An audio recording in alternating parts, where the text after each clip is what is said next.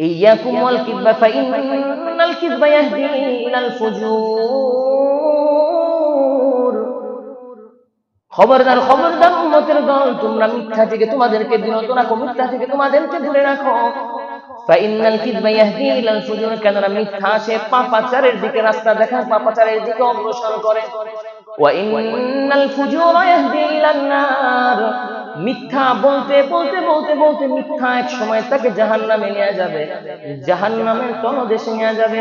ওয়া মা ইয়াজালুর রাজুলু লা ইয়াকযিবু, বান্দা সদা সর্বদা মিথ্যা বলতে থাকে। ওয়া ইয়াতাহাররারুল কাযিবা, এবং সদা সর্বদা মিথ্যার উপর অটুট থাকে। কথা বলে বান্দা, যখনই কথা বলে মিথ্যা কথা বলে। হাত্তা ইত্তাবা ইনদাল্লাহি কিযাবা, হাত্তা ইত্তাবা ইনদাল্লাহি কাযাবা। পয়গম্বর আরবীর জামানায় মুসাইলামাতুল কাযাব নামে একজন নবী দাবি করেছিল। পয়গম্বর আলাইহিস সালাতু ওয়াস সালাম বলে, আল্লাহ তাআলার দরবারে ওই ব্যক্তির নামটা যেমন কাযাব অর্থাৎ মিথ্যাবাদী হিসেবে আল্লাহ তাআলা লিখে রাখছিলেন। যদি তোমাদের মধ্যে থেকে এমন কেউ থাকে সদা সর্বদা মিথ্যা কথা বলে, মিথ্যার উপর অটুট থাকে, আল্লাহ তাআলার কাছে ওই ব্যক্তির নামটাও মুসাইলামাতুল কাযাবের মতো মিথ্যাবাদী হিসেবে লেখা হয়ে যায়। মুসাইলামাতুল কাযযাব কে ছিল? রাসূল সাল্লাল্লাহু আলাইহি ওয়াসাল্লামের জামানায় তিনি জীবিত থাকা অবস্থায় নবী দাবি করেছিলেন। মিথ্যা বললে বান্দার নামটা আল্লাহ তাআলার কাছে মিথ্যাবাদী হিসেবে, কাযযাব হিসেবে লিপিবদ্ধ হয়ে যায়।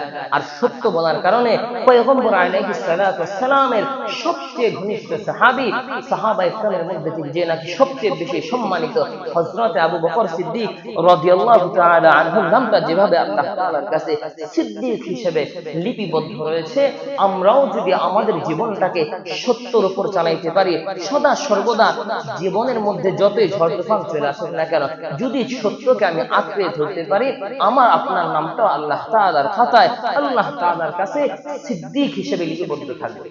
আর এই সিদ্দিকের জন্যই থাকবে জান্নাত, আর যারা নাকি কাযযাব মিথ্যাবাদী তাহার জন্যই জাহান্নাম। যে মানুষ মিথ্যা কথা বলতে বলতে আল্লাহ তাআলার কাছে কাযযাব অর্থাৎ মিথ্যাবাদী হয়ে যায়, এবং মানুষ সত্য কথা বলতে বলতে আল্লাহ তাআলার কাছে সিদ্দিক অর্থাৎ সত্যবাদী হিসেবে গুণান্বিত হয়ে যায়।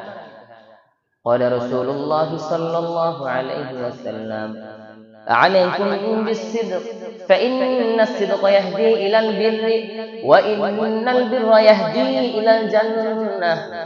পয়গম্বর আলাইহিস সালাতু ওয়াস সালাম বলেন, উম্মতের দল, তোমাদের মধ্যে থেকে যারা আমার উম্মত, যারা আমি নবীকে নবী বলে স্বীকার করলাম, যারা আল্লাহ তাআলাকে আল্লাহ বলে রব বলে স্বীকার করছো, আলাইকুম বিসসিদকি, তোমাদের উপরে সত্য বলাটাকে তোমাদের জন্য ওয়াজিব করে নাও।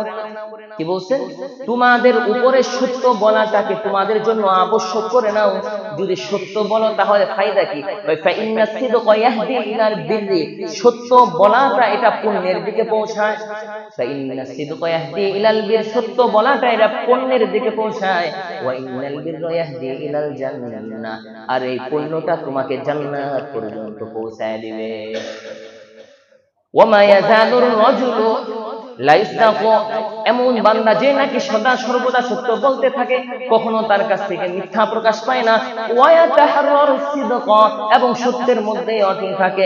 হাত্তা ইউত্তাবা ইনদাল্লাহি সিদ্দিকা, আল্লাহ তাআলার রাসূল পয়গম্বর আরবী বলে, ওই বান্দার নামটা আল্লাহ তাআলার তালিকার মধ্যে, ওই বান্দার নামটা আল্লাহ তাআলার খাতার মধ্যে হযরত আবু বকর সিদ্দিককে যেই রকম ভাবে আল্লাহ তাআলা বলছে সিদ্দিক সত্যবাদী, ওই বান্দার জন্য আল্লাহ তাআলা খাতার মধ্যে নাম উঠায় দেয় এবং সমগ্র সৃষ্টির কুলকে জানায় দেয়, আমার ওই ব্যক্তির নামটা আমি সিদ্দিকের খাতায় লিখে দিলাম।